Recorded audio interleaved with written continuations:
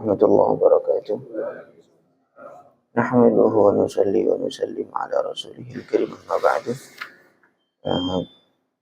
Baik, alhamdulillah jemaah salat subuh yang dimuliakan Allah, kita dengarkan muzakarah tentang fikih.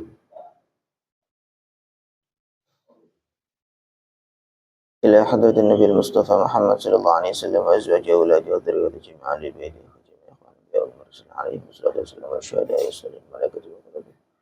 Ila Syekhana Zurant Tafi Abdullah Syekh Mahfudullah Syekh Baidul Rasulullah wa ma'alihi Syekh Rasulullah. Uhsan ila Syekh Musaidin al-Malibari ila Syekh Abdul Rahman Abdul Mu'in.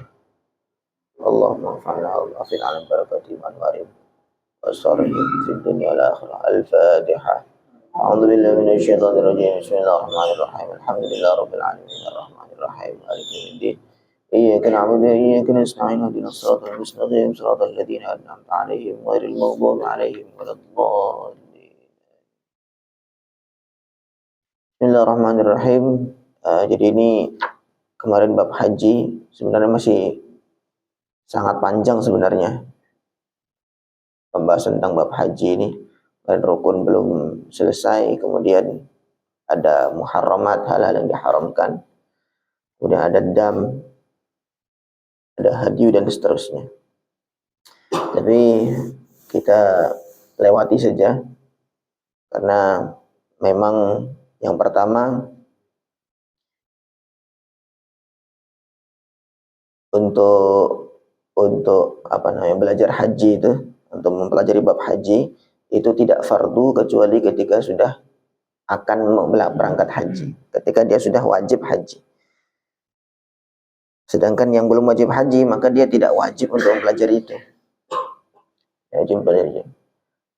Sebagaimana orang yang sholat, belajar tentang sholat itu ketika dia sudah wajib sholat. Ketika anak belum wajib sholat, maka dia belum punya kewajiban untuk mempelajari tentang sholat, tentang Al-Fatihah, kemudian tentang gerakan-gerakannya dan seterusnya, dan juga amalan-amalan yang lain. Nah, kita sekarang loncat kepada bab berikutnya, babul udhiyah.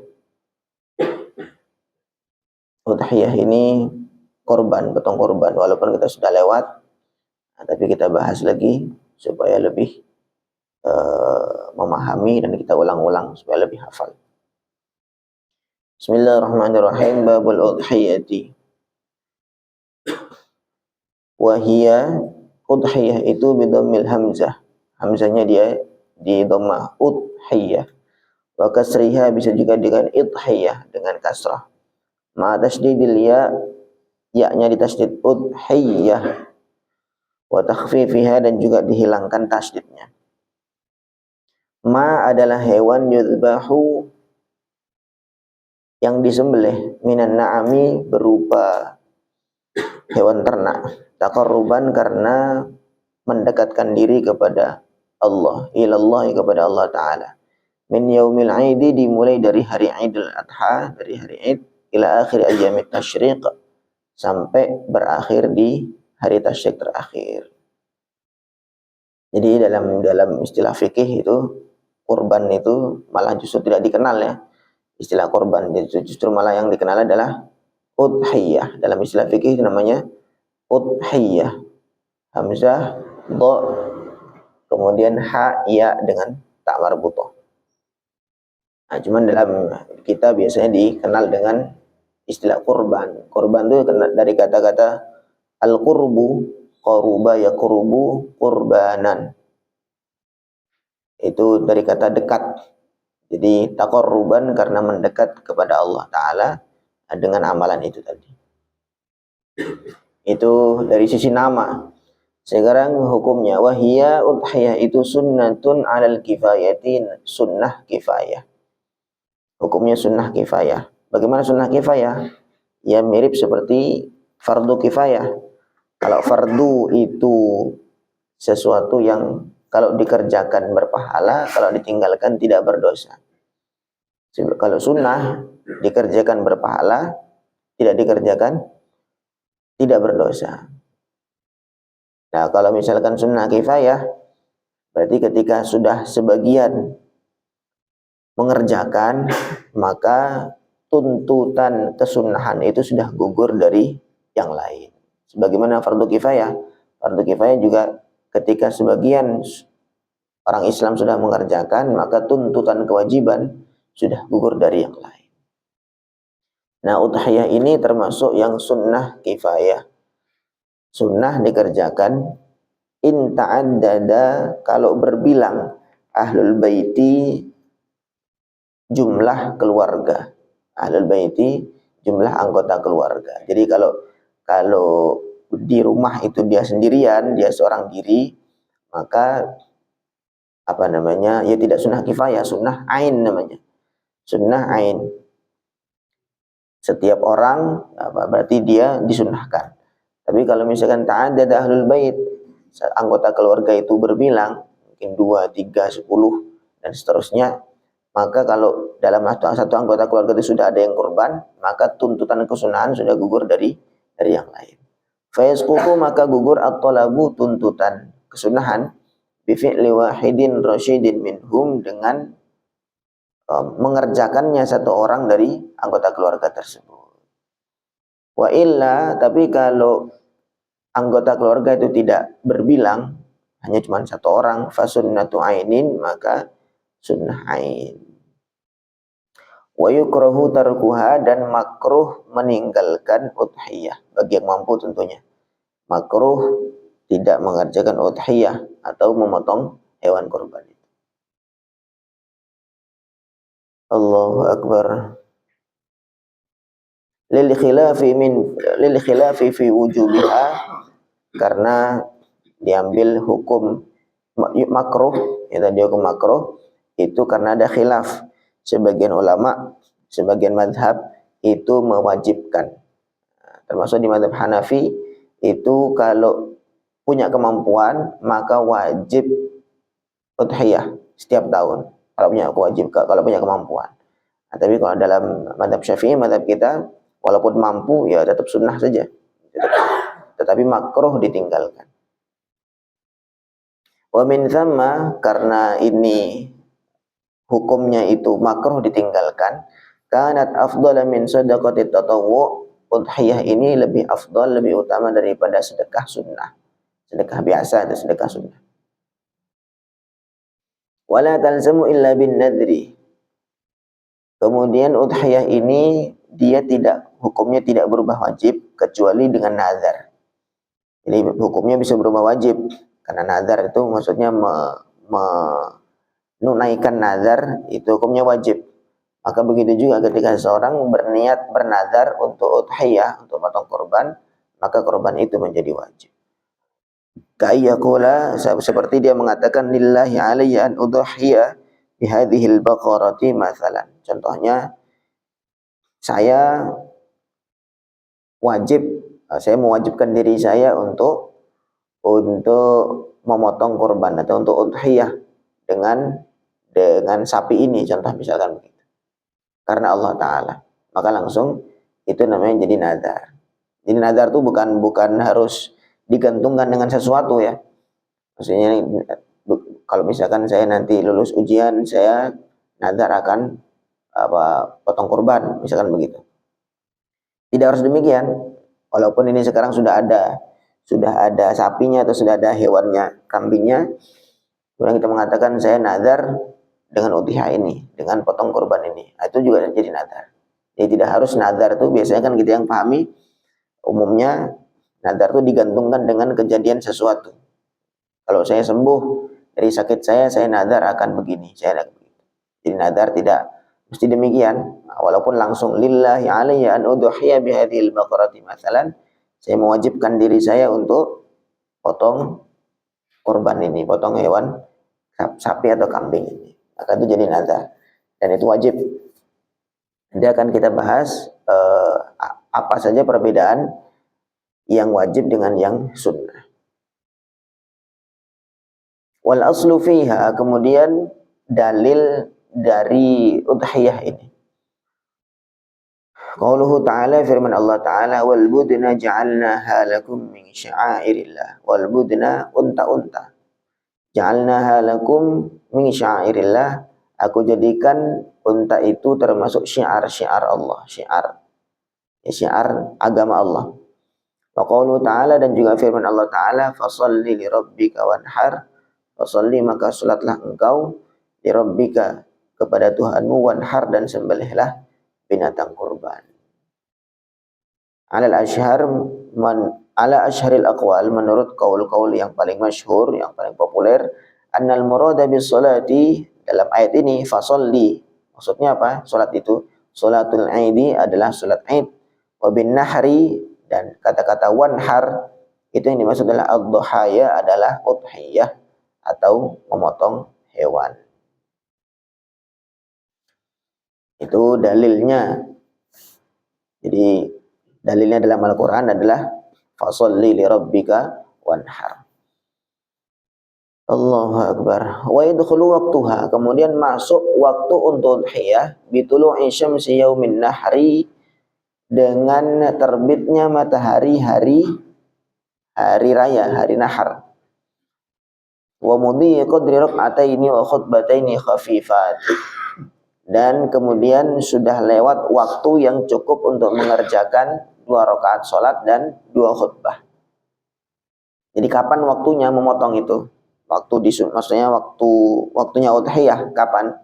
Yaitu mulai terbitnya matahari pada hari nahar, hari Idul Adha, terbit matahari, dan ditambah lagi beberapa menit seukuran yang cukup mengerjakan 2 rakaat salat dan 2 khutbah yang ringkas. Mungkin bisa di 15 menit lah, 15 menit atau 20 menit mulai dari terbitnya matahari. Terbitnya matahari itu kan waktu subuh habis, kemudian ditambah lagi 20 menit untuk waktu bisa mengerjakan 2 rakaat salat Aid dan 2 khutbah. Lakinnal afdal, tetapi yang lebih utama, ta'khiruha hatta tartafi'a qadru rumhin, mengakhirkan menyembelih itu enggak langsung begitu terbit matahari tambah 20 langsung potong. Justru afdalnya adalah agak mengakhirkan hatta tartafi'a qadru rumhin, mengakhirkan penyembelihan sampai matahari naik seukuran 1 tombak. Wa yabqa waqtuha, kemudian terus tetap waktunya hatta taghruba syamsu, sampai tenggelam matahari akhir ayyamit tasyrik, pada akhir hari tasyrik. Jadi hari raya itu adalah hari ke-10, tanggal 10 Dzulhijjah.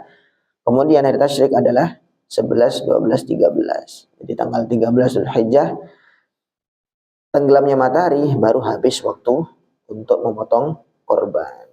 Begitu juga kalau misalkan dipotong sebelum matahari terbit, sebelum subuh sudah dipotong, atau mungkin tanggal 9-nya sudah dipotong duluan, maka tidak mendapatkan kesunahan. Jadi waktunya mulai terbit matahari hari raya sampai tenggelamnya matahari akhir hari tasyrik. Wa innama tusannu li kulli muslimin mukallafin rasyidin hurrin mustati'in 'alaiha. Udhiyah ini disunnahkan bagi setiap muslim yang mukallaf, yang bisa mentasarrufkan harta dan dia merdeka, mustati'in 'alaiha, yang punya kemampuan untuk udhiyah. Wal muradu bil istata'ati huna, yang dimaksud dengan istita'ah, yang dimaksud dengan kemampuan untuk kurban di sini, antakuna fadilatan, hendaknya dia punya kelebihan, an hajatihi wa hajati mamunihi yaumul aidi, dari hajatnya dia untuk keperluan makan dan hajat-hajat yang lain yang utama, dan hajatnya orang-orang yang di bawah tanggungan dia untuk yaumul aid, pada hari raya, wa lailatahu, dan malam hari raya, wa ayyamat tasyrik, dan pada hari tasyrik. Lianna dzalika waqtuha, karena itu semua, kenapa kok ditentukan mulai malam Idul Adha, kemudian hari Idul Adha dan hari tasyrik? Lianna dzalika waqtuha, karena itulah waktu untuk penyembelihan. Jadi contoh misal ketika hari raya Idul Adha dia masih belum mampu, nggak punya kemampuan, mungkin masih kurang dalam mencukupi kebutuhannya. Kemudian pada tanggal 12, tiba-tiba dia dapat rezeki nomplok misalkan. Kemudian jadi dia punya kemampuan untuk membeli hewan kurban, maka waktu itulah dia disunahkan, tidak apa-apa. Di tanggal 12 kemudian langsung potong kurban. Atau tanggal 13 paginya dia baru dapat rezeki nomplok. Kemudian dia sudah punya kemampuan untuk korban, kemudian dia beli binatang kurban langsung disembelih. Itu juga boleh, dan juga maksudnya dihitung dalam kondisi mampu. Jadi tidak harus mampu itu dimulai dari sebelum Idul Adha, bukan, tetapi pokoknya selama masa itu, masa tanggal 10, 11, 12, 13 itu punya kemampuan, maka waktu itu juga dia disunnahkan. Berarti dia termasuk orang yang istitoah. Waman arada tadhiyatah, siapa yang menghendaki untuk udhiyah, memotong korban, fadakhala alaihi asyru dzulhijjah, kemudian masuk 10 Dzulhijjah, maksudnya mulai masuk 10 hari, mulai tanggal 1, kurihalahu, maka dimakruhkan baginya ayyuzila syai'an min syu'urihi, untuk menghilangkan rambut-rambut atau bulu-bulunya, au syai'an min adfarihi, atau kuku-kukunya, au min sari ajza'i badanihi, atau bahkan dari seluruh anggota tubuhnya, hatta yudhhiya, sehingga dia memotong hewannya. Itu di antara hikmahnya supaya pengampunan Allah itu menyeluruh.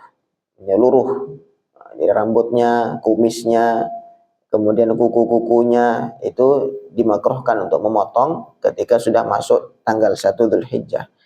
Walaupun melewati hari Jumat, ini dikhususkan bagi orang-orang yang hendak udhiyah ini. Tetap dia tidak disunahkan untuk memotong kuku dan juga membersihkan bulu-bulu yang ada di badannya. Wal mustahabu, dan disunahkan lirrajuli, bagi laki-laki, ayyadbahaha binafsihi, untuk memotong itu dengan dirinya sendiri. In ahsanad dzabha, kalau dia bisa memotong. Amal mar'atu, adapun kalau perempuan, fal afdalu, maka lebih utama lah baginya ayyu an tuwakkila, untuk mewakilkan. Jadi untuk perempuan afdalnya ya diwakilkan kepada yang bisa. Laki-laki kalau dia bisa memotong dengan sendirinya, maka lebih utama dia motong sendiri.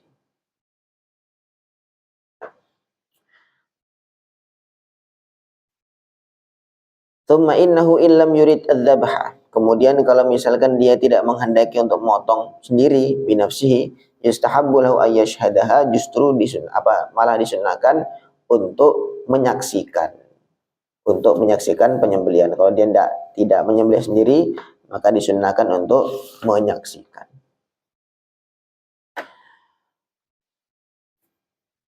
Wala tujzi'u fiha illal an'am, dan tidak mencukupi udhiyah itu kecuali hewan-hewan ternak.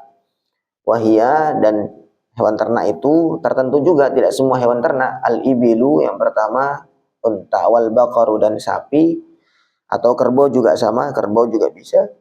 Wal ghanamu, dan juga kambing. Jadi unta, sapi, kerbau, kambing.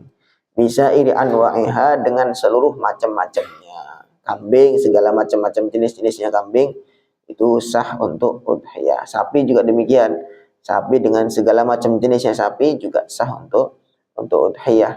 Sedangkan ternak yang lain itu tidak mencukupi, tidak sah. Misalkan ada orang ternak ayam, itu tidak mencukupi, tidak sah untuk udhiyah.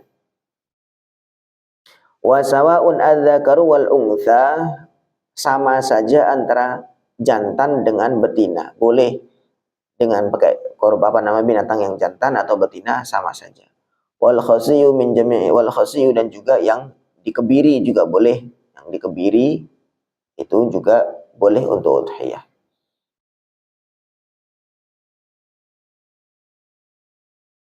Wa yashtaratu fil ibli istikmalu 5 sinin. Sekarang terkait usia, disyaratkan untuk unta umurnya itu sempurna 5 tahun. Wa ta'nu fis sadisah, dan masuk ke tahun ke-6.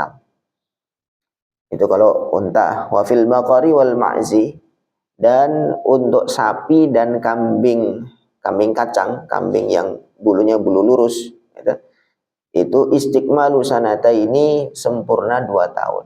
Wa ta'nu fis sadisah, dan masuk kepada tahun ketiga. Itu untuk sapi dan kambing yang berbulu lurus, berbulu rambut. Wa fid dhani, kemudian kalau kambing itu domba yang bulunya keriting itu istiqmalu sanatin, sempurna 1 tahun. Wa ta'nu fitsaniyah, dan masuk kepada tahun kedua. Lau na'am lau ujdi'a, itu kalau dari sisi umur. Tetapi boleh juga kalau seandainya dia sudah poel, sudah gugur, udah patah giginya, qabla tamamis sanah, sebelum sempurna tahunnya, ajza fil udhiyah, maka sudah mencukupi untuk udhiyah. Jadi kalau dari sisi umur, nah itu tadi pembagiannya. Kalau domba yang bulunya keriting itu 1 tahun. Nah, kemudian kalau kambing yang bulunya lurus dan juga sapi sama, itu 2 tahun. 2 tahun sempurna. Kemudian untuk unta 5 tahun. Tetapi boleh juga pakai patokan itu sudah poel atau belum. Kalau sudah poel, walaupun belum sempurna tahunnya, itu sudah mencukupi. Karena emang umumnya umur-umur segitulah hewan-hewan itu poel. Wa yajuzu fihal ba'iru wal ba'wil baqaratu an sab'in. Untuk unta dan sapi mencukupi untuk 7 orang. Wasyatu an wahidin faqat la an aktsar. Sedangkan kalau kambing itu cukup untuk 1 orang, tidak lebih. Allahu Akbar.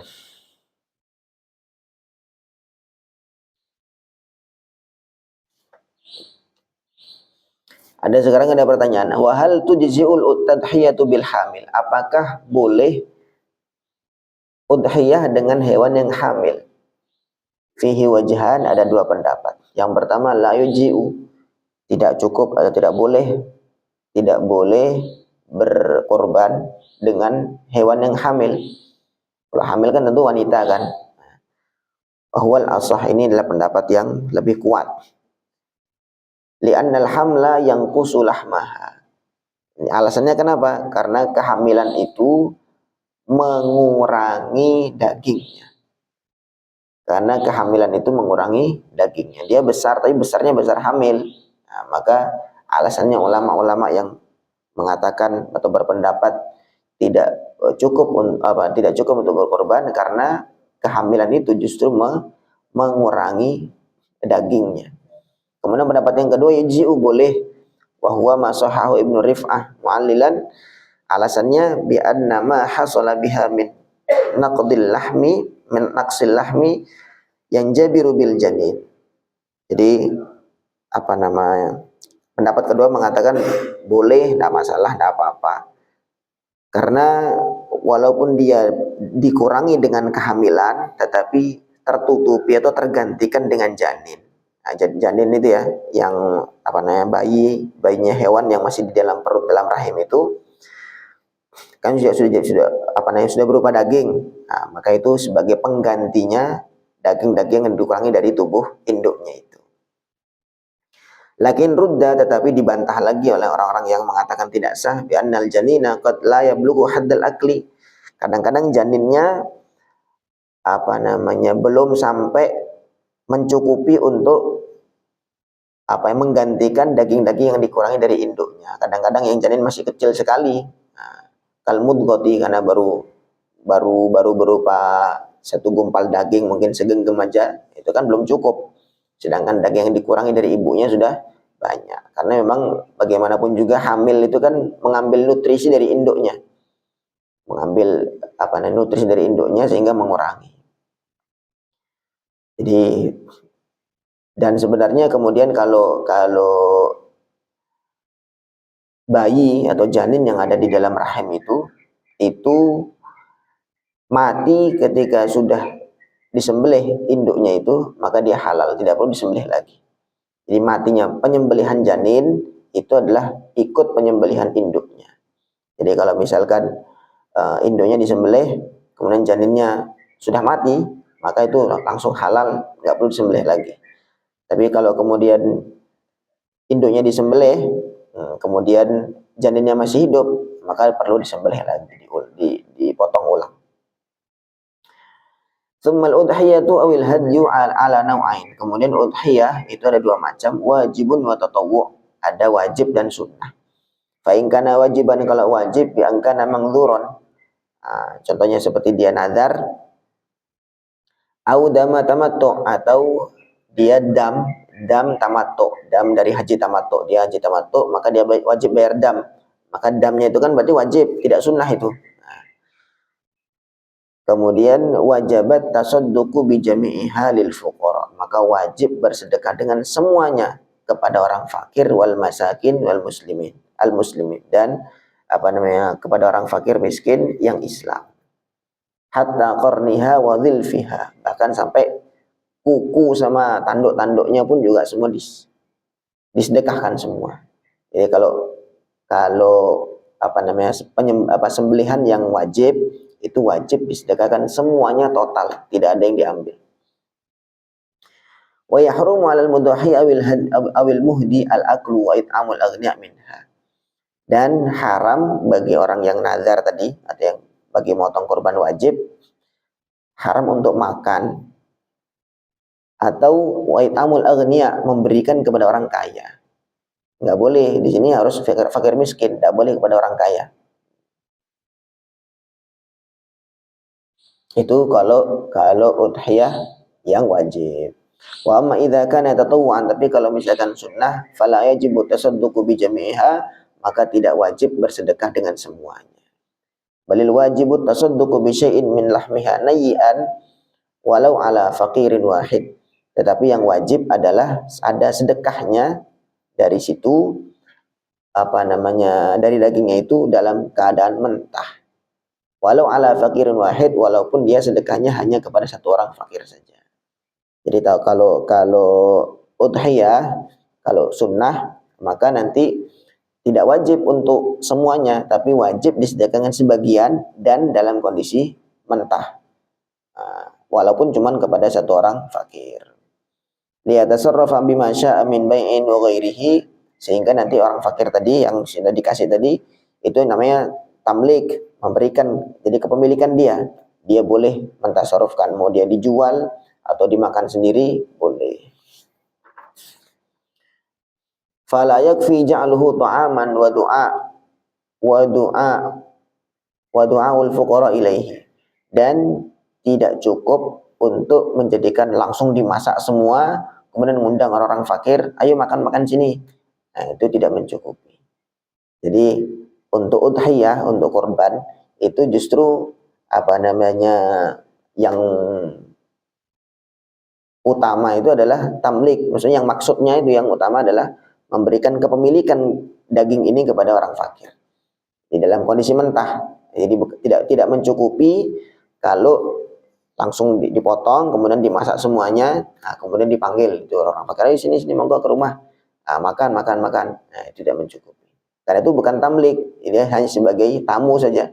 Tapi kalau kepemilikan, ya kita kasihkan kepada dia, itu jadi milik dia boleh menjual, dia boleh masak sendiri. Li'anna haqqahum, karena haknya orang fakir miskin, fi tamallukihi, adalah di dalam memiliki daging itu, la fi aklihi, bukan dalam makan. Tapi kalau untuk orang kaya, untuk orang-orang yang penerima ini ya, orang penerima, kemudian dia termasuk orang yang mampu lah, orang yang kaya, maka dia hanya boleh untuk makan saja. Nah, hanya makan saja. Karena untuk orang kaya dia bukan untuk tamalluk, tetapi untuk makanan, untuk menjadi jamuan untuk orang kaya. Tapi untuk orang fakir itu sebagai kepemilikan.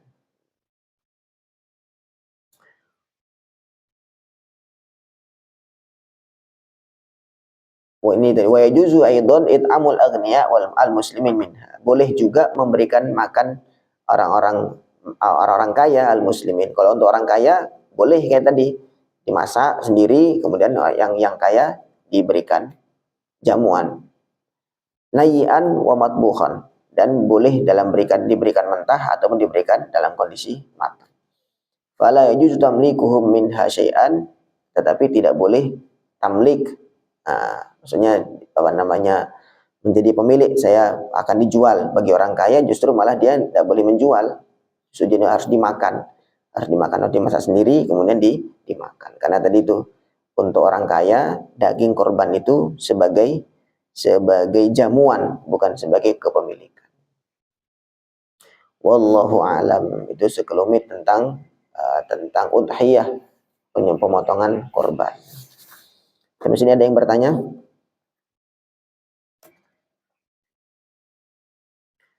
Saya rasa insyaallah bisa difahami ya. Mudah-mudahan bisa difahami, dan mudah-mudahan kita semua diberi rezeki yang banyak sehingga bisa korban tiap tahun. Amin. Ya, kita akhiri, kita cukupkan. Subhanallah bihamdihi, subhanakallahumma bihamdika, asyhadu an la ilaha illa anta, astaghfiruka wa atubu ilaik. Assalamualaikum warahmatullahi wabarakatuh.